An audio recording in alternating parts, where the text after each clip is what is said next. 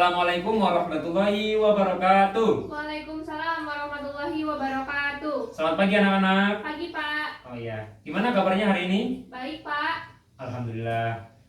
Dalam bulan puasa ini gimana? Lancar puasanya? Lancar Pak, Oh, alhamdulillah. iya, alhamdulillah. Isi terus ya dengan kegiatan-kegiatan positif. Iya Pak. Ya, sebelum kita melakukan pelaksanaan pembelajaran hari ini, marilah kita membaca doa terlebih dahulu. Berdoa mulai. Berdoa selesai. Ya, sebelum kita masuk kegiatan inti, Bapak ingin bertanya, hari ini siapa yang belum hadir, yang tidak hadir ya? Gita Pak, sakit. Oh, kita sakit. Sebentar, Bapak isi dulu presensi dulu. Kita ya? Iya Pak. Sakit. Ya. Anak-anak, apakah anak-anak memiliki barang yang dimana disimpan pada tempatnya? Pernah? Ada, Pak. Oh, ada. Seperti seragam yang anak-anak pakai ini, apa disimpan di mana? Di lemari Oh Pak. iya, jadi kan disimpan di lemari kan sesuai dengan tempatnya ya. Iya Pak. Kalau buang sampah Di disimpan di tempat mana? sampah Pak. Oh iya benar. Begitu pula dengan elektron. Iya. Elektron juga dalam sebuah atom itu memiliki tempat-tempatnya. Jadi dalam pembelajaran hari ini, kita akan mempelajari mengenai konfigurasi elektron. Yang dimana konfigurasi elektron ini dapat dikatakan bahwa persebaran elektron dalam atom-atom, ya. Iya Pak. Yang dimana hari ini kita memiliki tujuan pembelajaran. Yang pertama, anak-anak harus dapat mendefinisikan apa sih konfigurasi elektron tersebut.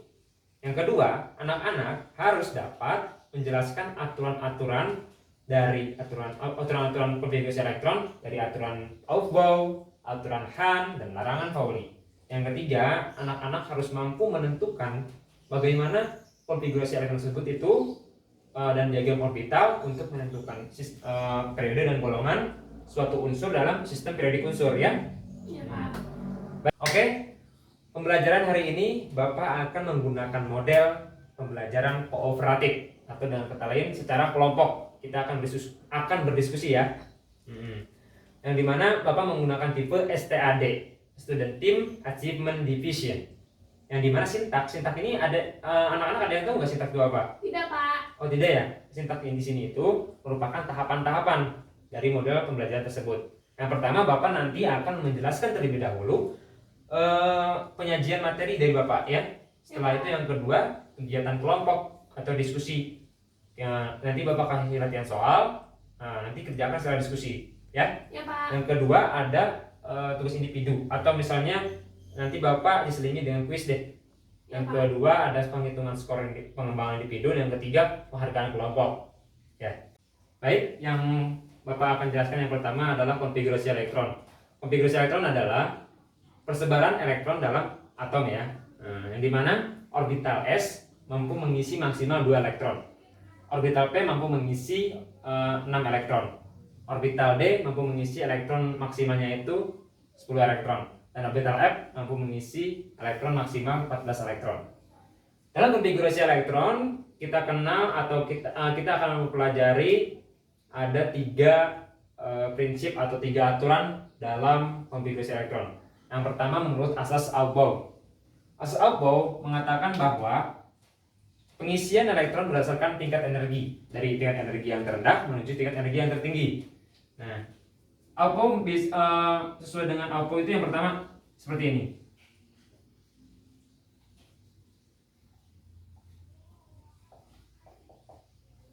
PDF SPD SP di 1, 2, 3, 4, 5, 6, 7. Kita misalkan seperti ini.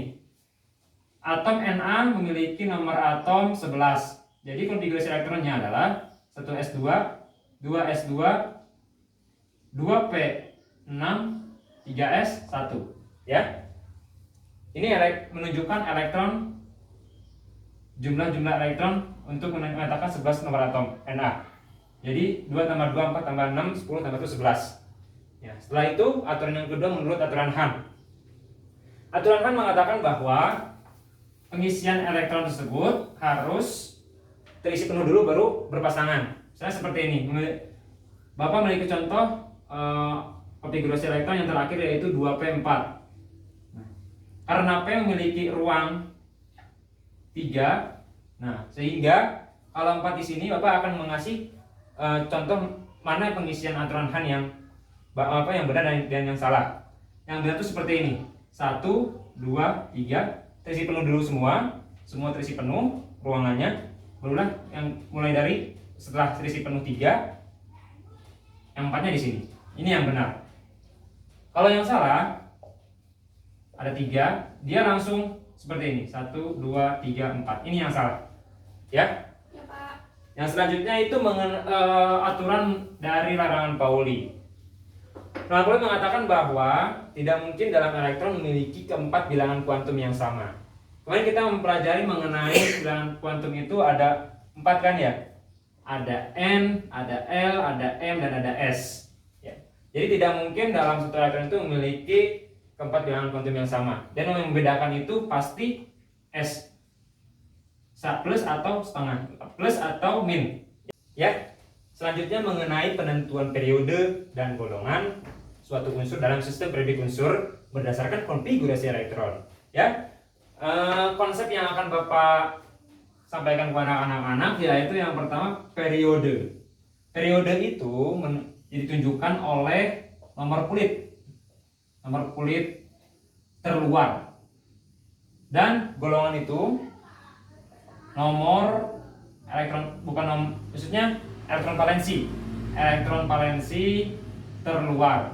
Nah, konsepnya seperti ini. Kalau misalnya nanti konfigurasi elektron terakhirnya itu S, otomatis dia golongan A. Konfigurasi elektron terakhirnya itu P, otomatis golongan juga A, S tambah P, ya. Dan golongan konfigurasi elektron ketika S tambah D yaitu golongan B. Bapak contohkan seperti ini. Misalnya 3s2. Ini menunjukkan periode. Jadi periodenya sama dengan 3. Dan ini menunjukkan golongan. Karena ini subkulitnya itu S, jadi otomatis golongannya 2A. Ya. Oke. Selanjutnya Bapak akan memberikan diskusi mengenai konfigurasi elektron. Nah, yang dimana diskusi ini Bapak kasih latihan soal dan dipecahkan didiskusikan dalam kelompok ya, dalam waktu 2 menit. Silakan.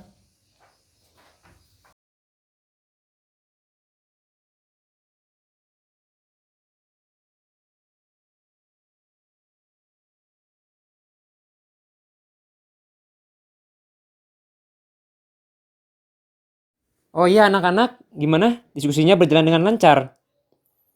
Nah, apabila ada kesulitan, jangan malu-malu tanya Bapak ya. Pak, saya Pak. Pak, kok nomor 1 gini Pak? Oh gini, ini kelompok berapa? Kelompok 3 ya? Oh iya kelompok 3. Jadi,